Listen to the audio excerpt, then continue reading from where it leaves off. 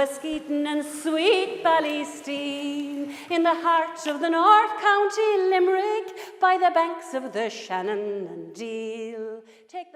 Ballysteen is a tiny village and townland of some 300 people overlooking the Shannon estuary in County Limerick. And for a century, the Carnegie Building was much more than a library. It was the hub of all social activity in the village. It became the lifeblood of our parish. It was known for music, dance, drama, concerts, card-playing games, fundraising. Everything too revolved around a cup of tea, a social gathering. Everybody loved coming to the library. It was always just a hive of activity. It was everything that a community is about.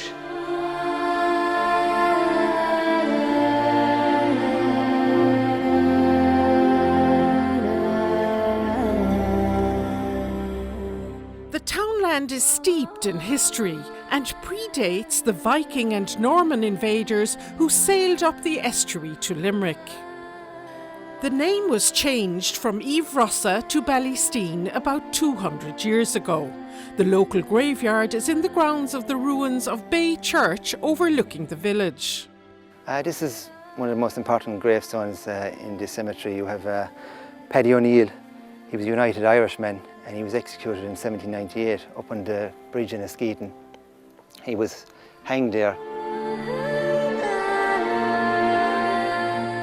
This hidden gem has recently been revealed when all the overgrowth was taken off the walls, and it turned out this was a Protestant school. It was built in 1829, and by 1840 there was 73 pupils going to school here, with 45 of them being Protestant, so this catered for the Protestant tradition of the parish.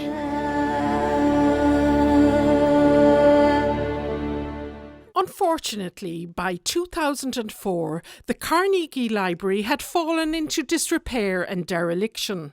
And in the wake of the loss of other village hubs, the effect on the community was profound.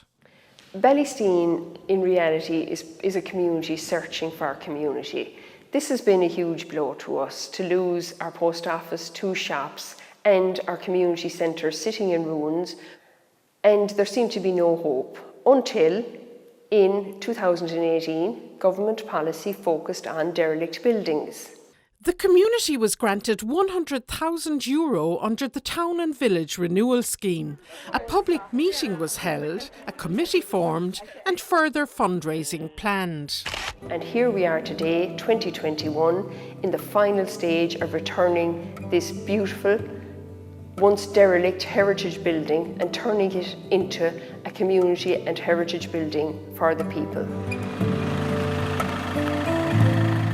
So local contractors were hired and much voluntary work was also undertaken by the community.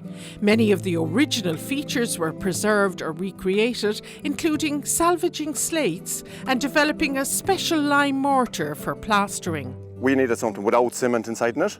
So something we'll say that would repel out dampness and water, but still not close in the building to make it airtight, because this building still has to breathe so that it maintains its integrity.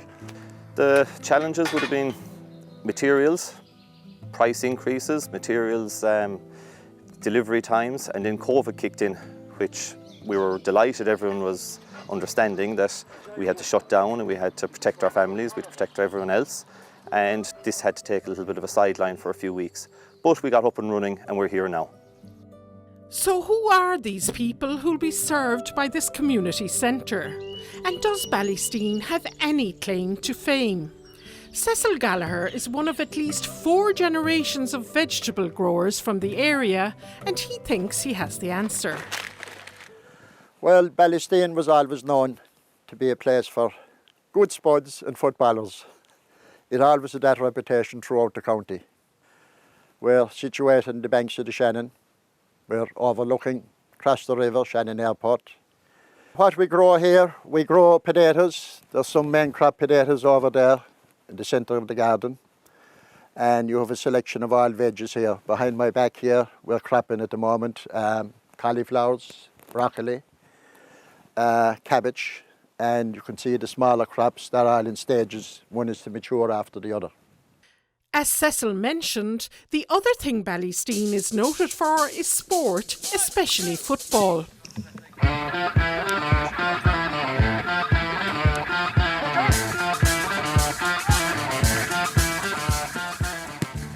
Sport, it's really a fabric of our community, really. There's loads of people involved in it. I think it's a very active community as well. People love playing sport here. We've got football, hurling, soccer as well. Yeah, we've got the lads, the senior football team training right behind me. Back in 1964 they won the county. Hopefully they're going to do it pretty soon again, but obviously we've got Shane Gallagher training there behind us as well. He's played on the county senior team as well. And of course also from Ballysteen we have Danny Neville, who's on the current Limerick senior football team, and you know, everyone in the parish is so proud of that as well.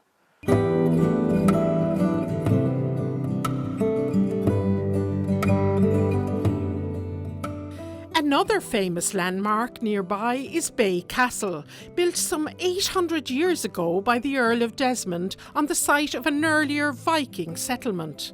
Recently acquired by Anne and Paul Kellett, the couple are in the final stages of restoring the centuries-old cottages beside the castle as holiday homes, with the support of West Limerick Resources and Limerick City and County Council. Well, we know the cottages were built about 200 years ago at least. There were old Coast Guard cottages. In 1835 the castle served as a Coast Guard station, and the cottages were used for the Coast Guard officers. Now when we got them there was literally nothing there. There was a few bits of walls, little remains of fireplaces, no roofs, but we tried to retain as much as we could of the old material. Well, hopefully we'd love to see the cottages booked out. Water sports on the river. There's an animal petting area. We have goats, pigs, rabbits, donkeys, ponies, the lot here. So we'd love to see just a buzz around the place and just for people to come and enjoy it. Family memories of the Carnegie are flooding back for one local woman, including that of her grandmother coming here to avail of the newly granted women's right to vote. I remember this place well. What was it like for my grandmother to come here to vote? Indeed, my grandparents and my own memories. What a special feeling. Takes me right back to 1970. The country was we were so excited.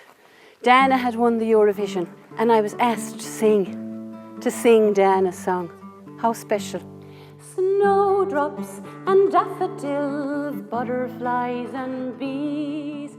Well, I suppose since then singing has always been part of my life, and having emigrated for many years and returned, I started a small choir here, Inver Community Choir, to have something tangible, to a creative spot in our own area is just a gem. It's a gem.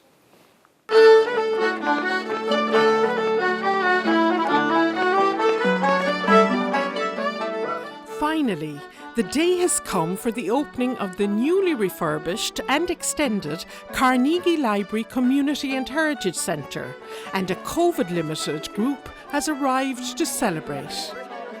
It was wonderful. I mean, to think that it was so dilapidated for such a long time, and the fun we had in days of yore.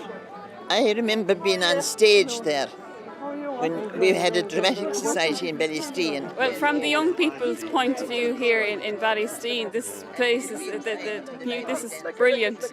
To see everyone today even back playing and all the community out. A rural parish like Ballysteen, where you don't have a shop, a pub, post office, this means so much to them. Just look around and see all the people here today and you see what it means. We have restored the heart of the community. This building, where we all grew up, everything happened here. It's back to life again.